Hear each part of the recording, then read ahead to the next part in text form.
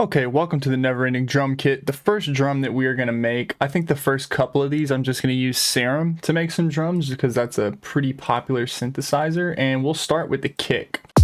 If you don't have headphones for this or a sub pack or just bigger speakers, it's going to be hard to follow along because this is kind of a feeling thing as well as a hearing thing, So open yourself a Serum, initialize the preset, and then I'm going to go and take LFO1 right off the rip, turn the BPM sync off, and turn the envelope on. Then modulate, turn the level all the way down, and get that sound right there. Now go in here and you're gonna want to go to your basic shapes and get a sine wave. So we have that sound there, and then pitch it down. Now I'm gonna build a basic kick shape here just for us to get started with. That's basically a kick shape as far as the volume is concerned.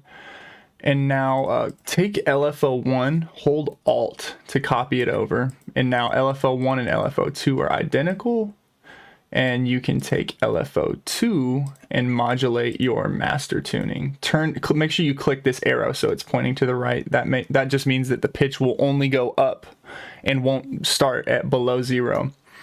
Now what a kick basically is when you're synthesizing it is, to me at least, it's a balance of volume modulation, right? Amplitude modulation, pitch modulation, and pitch modulation amount, right? So right here we have our volume modulation, pitch modulation, right? So we'll change this one. So volume, pitch, because this one does the pitch here, and then amount is going to be this slider. So most of the kick sound is going to come from just messing with these two LFOs and this amount knob. And you can also change the rates to do that as well. So right here, this is 0% a kick. And that is probably because our modulation is too high and not correctly set. So I tend to find that by having like a sharp initial drop followed by kind of a slower, it goes quickly down and then slows, that's a good way to start.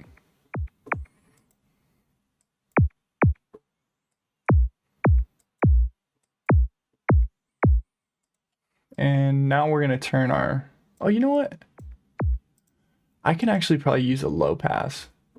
There we go. You don't see, sometimes if I went in here and kind of finesse this really hard, I can get that initial cheapiness up top, that little chirp.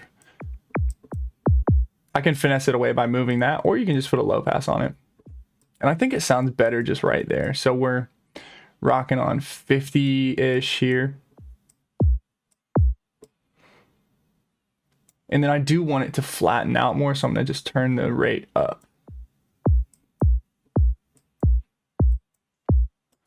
All right, now let's pick a note.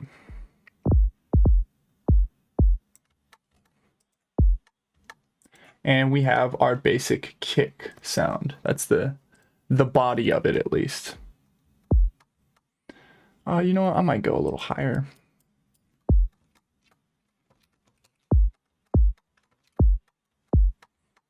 And then I feel like it could use a little bit more.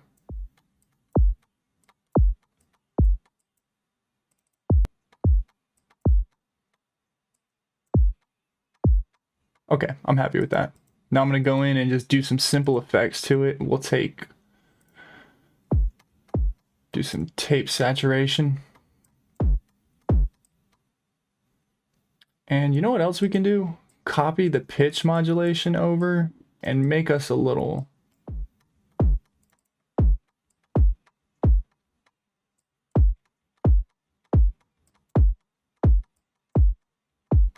There we go. I'm happy with that.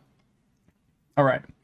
And moving on forward, we'll name this body, route it to a mixer track, and then clone it. And now we're going to make our transient. This is kind of like our most basic kick here, I mean, really, to be honest, this is done. You could say that's a kick, but I want to make it a little cleaner, a little better. So we will name the second one Transient. and turn off oscillator A, and then turn the noise oscillator on, and play these together. I'll turn that all the way down. Now what I'm trying to do here is put a little transient in, like you would when you sample hip hop grooves a lot of times, like old school. If you were going to sample a record, oftentimes the hat would be sort of syncopated, right? Sort of lined up with where the kick starts. So that's where you get these kick samples that, you know, that I guess the history of it would be like, if you're sampling a record, you can't just sample unless you can remove the hat by like phase canceling it. You can't just sample the kick no hat. So a lot of kicks these days will have like a little noise layer, hat layer type transient on the front. So that's what we're going to make here.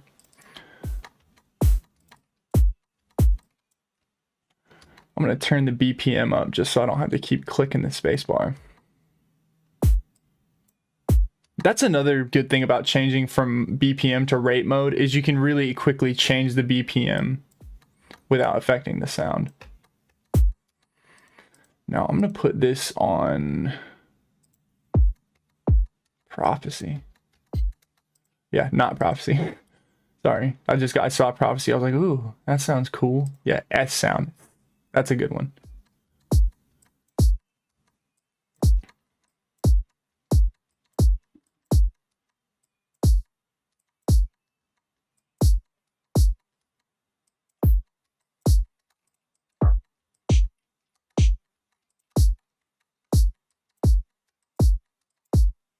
And see, that's really, you know, that's all you have to do there.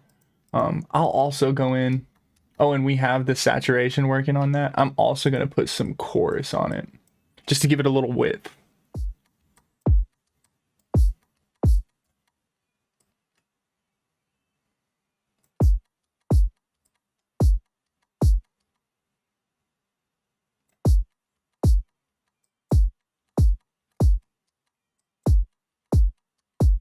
There we go. Okay. And now I'm going to route my transient into its own mixer track. So if we look down here at the mixer,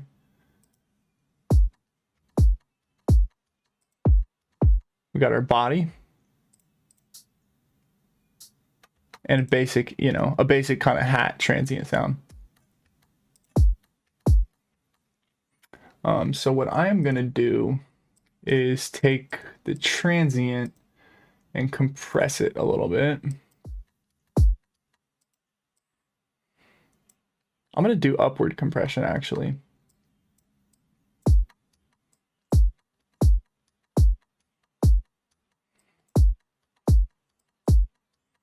That sounds good to me. And then I'm going to use some plugins that you probably don't have. Just if you don't have a good distortion, just use whatever distortion you have. But I'm going to use Saturn.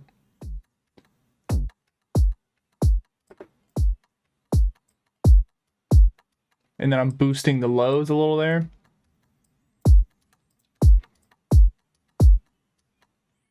And I'm close to happy with that. I think it's a little too strong boost on the lows though.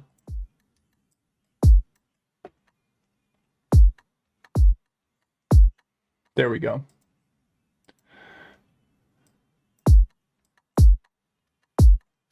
I turn my transient up a little bit and I'm going to come in and do some EQing on the mix. So both of these, the body and the transient, are routed to this pre-master here.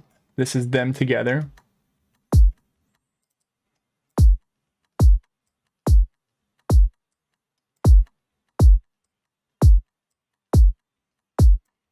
Let's hear my frequencies.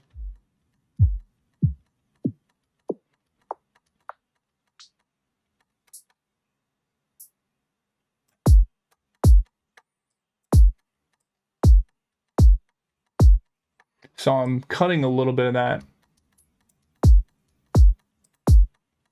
I'm actually going to leave it. It sounds really nice with that. So let's do something else. Let's glue these together with a little bit of bit crushing.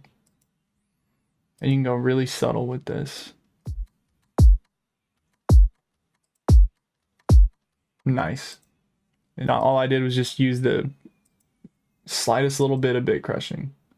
And I know I'm probably using a lot of plugins that you don't have, but it's because I want to make these drums sound good because they're all for free. You know, you can get the downloads for free, but you're getting the idea of how to make them too. So.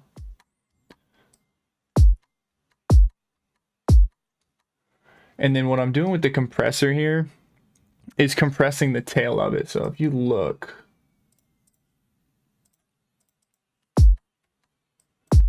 we have this shape, which is nice. It's kind of punchy, but it's also really weak as far as the attack goes. So what we can do is take a compressor and just hit this top part down. To be honest, I think that might be it. I might just turn the wetness down a little bit.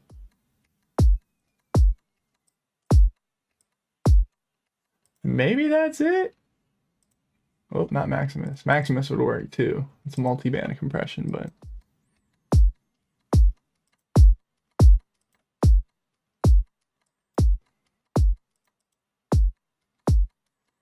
Yeah, that's a little too strong. I'm just going to use a better compressor to do it. So.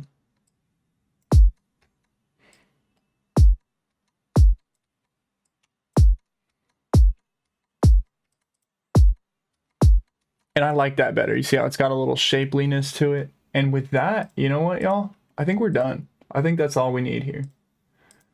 Whoa. Yeah, so that's it. That's how to make a basic kick. I guess just in case you didn't know this trick, this is how I record all my stuff.